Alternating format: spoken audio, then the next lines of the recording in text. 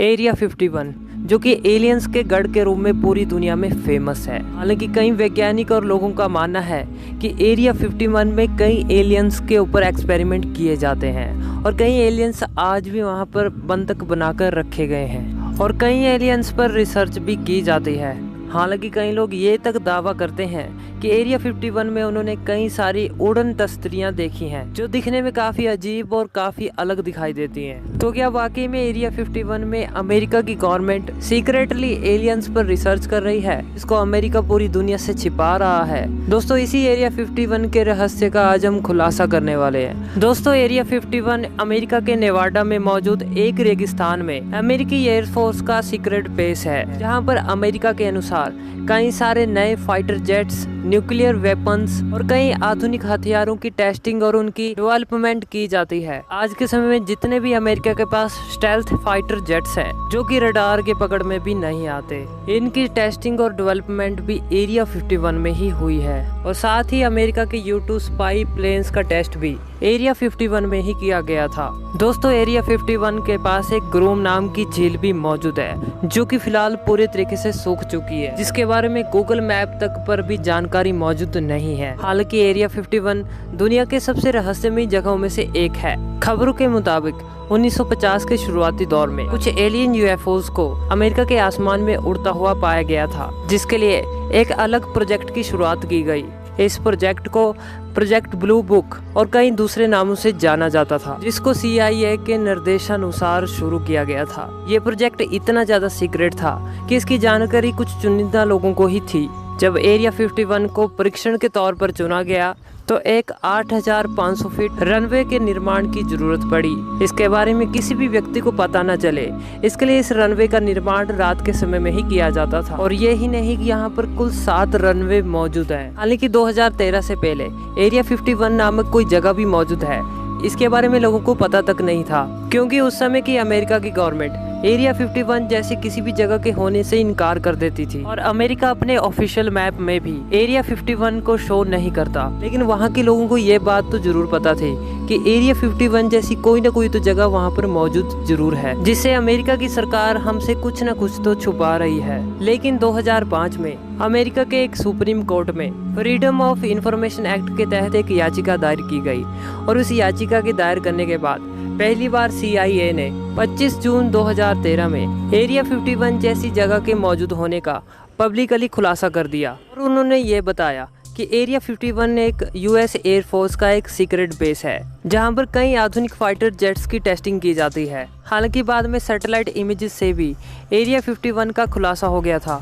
Area 51 लोगों के बीच उस समय पॉपुलर हुआ था जब रोजवेल घटना हुई थी, जब 2 जुलाई 1947 को न्यू मैक्सिको के रोजवेल में एक UFO क्रैश हुआ था। जहां पर ये UFO क्रैश हुआ था वहां पर बर्नार्ड ईरे मौजूद थे, जो कि ऑल एक्सप्लोरेशन जियोलॉजिस्ट थे। 1947 में जिस समय ये UFO क्रैश हुआ, उस समय ये रोजवेल के एक रेगिस्तान में काम कर रहे थे, जहां पर किसी दूसरे ग्रह के एलियंस के शव भी बरामद किए गए थे, जो कि करीब 4.5 फुट लंबे थे और ये दिखने में बिल्कुल मानव जैसे दिखाई देते थे। और इनमें से कुछ जिंदा एलियन भी बरामद किए गए थे।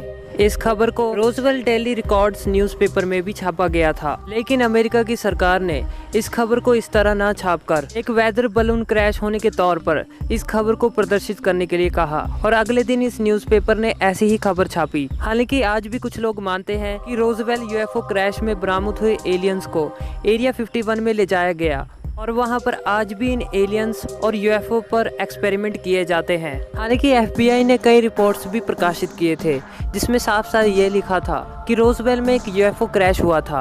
हालांकि FBI ने दूसरी कई रिपोर्ट्स में और भी कई एलियन UFO देखे जाने के बारे में भी बताया था। ये बात है 1997 की, जब शाम का समय कोस्ट टू कोस्ट AM नामक रेडियो शो पर एक रहस्यमयी कॉल शो के होस्ट को आती है। यह कॉल एक शख्स द्वारा की गई थी, जिसमें वो शख्स ये दावा कर रहा था कि वो एरिया 51 का एक्स एम्प्लॉय है। I don't have a whole lot of time. Area 51. A former employee. I was let go on a medical discharge about a week ago. Okay, what we're thinking of as aliens are they're extra-dimensional beings that an earlier precursor of the space program made contact with of the military establishment, particularly the Area 51. The disasters that are coming, the military, I'm sorry, the government knows about them, easily controllable. Discharge.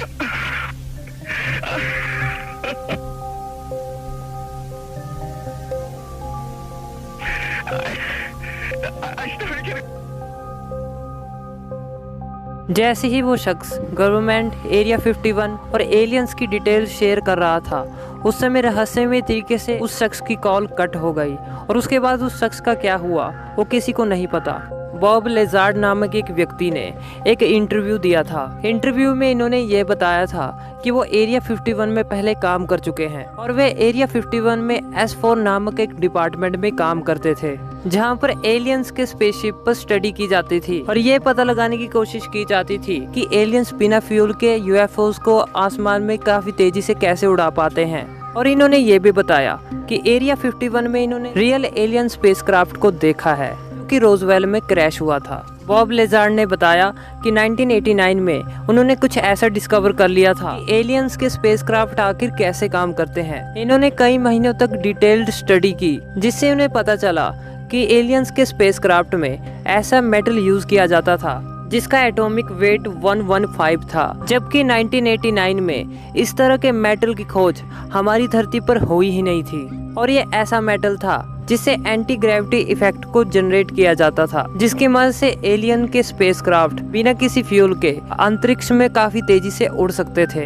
Interestingly element 115 2003 में actual में धरती पर discover हुआ, लेकिन Bob lizard ने 1989 में ही इस element के बारे में बता दिया था। बॉब लेजार्ड ने यह भी बताया कि जिस स्पेसक्राफ्ट की वो स्टडी कर रहे थे, दरअसल वो 40 लाइट ईयर्स दूर एक तारामंडल से आया था और साथ ही इन्होंने बताया कि एलियंस हमारी धरती पर हजारों सालों से विजिट करते आ रहे हैं और ये आगे भी इसी तरह से करते रहेंगे। दोस्तों, बॉब लेजार्ड का ये भी कहना था कि अमेरिका ने जितने भी आधुनिक फाइटर जेट्स और स्टेल्थ जेट्स का निर्माण किया है वो एलियन टेक्नोलॉजी की मदद से ही तैयार हुए हैं। इससे पहले कि लोग लेजार्ड की बातों पर यकीन करते, स्टीफन फ्रीडमैन जो कि बहुत बड़े UFOलॉजिस्ट थे, इन्होंने ये कहा कि बॉब लेजार्ड के पास ऐसी कोई भी डिग्री नहीं है जिससे कि वो एरिया 51 में काम कर सके। लेकिन इसके जवाब में बॉब लेजार्ड ने ये कहा कि उन्होंने MIT से डिग्री हासिल की है, लेकिन जांच के बाद ये पता चला कि MIT में बॉब लेजार्ड का कोई भी रिकॉर्ड मौजूद नहीं है। तो क्या बॉब लेजार्ड ने कोई भी डिग्री हासिल नहीं की थी कि इस दौरान ऐसे चौंका देने वाली बात सामने आई।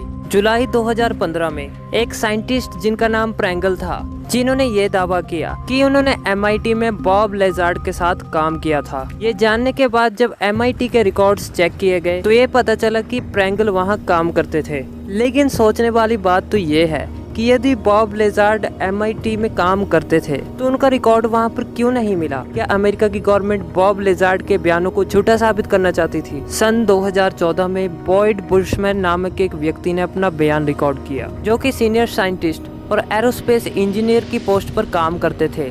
इन्होंने अपनी लाइफ का आखिरी इंटरव्यू दिया, जिसमें इन्होंने काफी चौंका देने वाले खुलासे एरिया 51 के बारे में किए। इन्होंने बताया कि एरिया 51 में काम करने वाला आधा स्टाफ एलियंस का है। इन्होंने अपने इंटरव्यू के दौरान कई फोटोज भी दिखाए जिसमें एलियंस प्रजाति को देखा जा सकता है। हालांकि जब इन फोटोग्राफ्स की जांच की गई तो ये पाया गया कि इन फोटोग्राफ्स में किसी भी तरह की एडिटिंग नहीं की गई है, बल्कि ये फोटोग्राफ्स ओरिजिनल है। इन्होंने बताया कि एरिया 51 में एक UFO भी है जिस पर साइंटिस्ट और इंजीनियर रिसर्च कर रहे हैं और ये सब बातें पब्लिक से छुपा कर रखी गई हैं। बुशमैन ने यह भी बताया कि एरिया 51 में 2 प्रकार की एलियन स्पीशीज मौजूद है और ये एलियंस इंटरस्टेलर ट्रैवल कर सकते हैं क्योंकि इनका एंटी ग्रेविटेशनल टेक्नोलॉजी पर कब्जा है। बुशमैन ये भी बताते हैं कि एलियंस इंसानों से टेलीपैथी का इस्तेमाल करके बात करते हैं। टेलीपैथी एक ऐसी प्रक्रिया है जिसमें बिना कुछ मुंह से बोले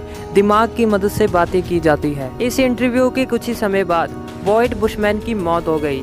हालांकि बहुत से लोग बॉयड बुशमैन की बातों को सच मानते हैं, क्योंकि लोगों का कहना है कि कोई भी इंसान अपनी लाइफ के आखिरी दिनों में झूठ नहीं बोलता। दोस्तों, एरिया 51 की सुरक्षा काफी कड़ी रखी जाती है तथा एरिया 51 में और इसके आसपास आना भी आम इंसान के लिए प्रतिबंध लगाया गया है। और यहाँ अमेरिकन आर्मी भी तैनात रहती है, जो कि 24 घंटे यहाँ की निगरानी करती है। हालांकि यूएस आर्मी को किसी भी अननोन व्यक्ति के दिखने पर सीधा गोली मारने के आदेश तक दे दिए गए हैं। हालांकि एरिया 51 और उसके आसपास के इलाकों में जमीन में कई आधुनिक सेंसर भी गाड़े गए हैं, जो कि किसी भी अननोन व्यक्ति का पता लगाने में सक्षम है। दोस्तों, एरिया 51 की सुरक्षा का इतनी कड़ी तरीके से ध्यान रखा गया है कि एरिया 51 के ऊपर से किसी भी विमान का गुजरने पर प्रतिबंध लगा है। दोस्तों, एरिया 51 के नीचे कई अंडरग्राउंड कमरे भी मौजूद हैं, जहां पर साइंटिस्ट को किसी प्रोजेक्ट पर काम करने के लिए भेजा जाता है। और वहां पर अंडरग्राउंड कमरों में किसी भी तरह की खिड़कियां भी मौजूद नहीं होती। एरिया 51 में काम करने वाले साइंटिस्ट को किसी दूसरे साइंटिस्ट के काम के बारे में भी नहीं पता होता, क्योंकि उन्हें किसी दूसरे साइंटिस्ट के काम के बारे में पूछने की इजाजत नहीं होती। वहाँ पर जिस किसी भी साइंटिस्ट को जो काम दिया जाता है,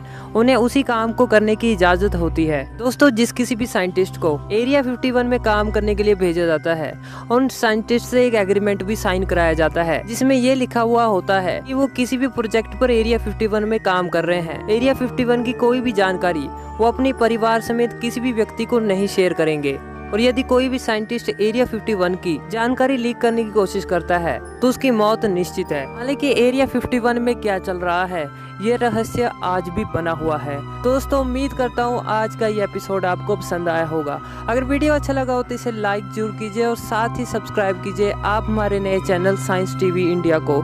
तो फिर मिलेंगे ऐसी इंटरेस्टिंग वीडियो के साथ, तब तक के लिए दोस्तों।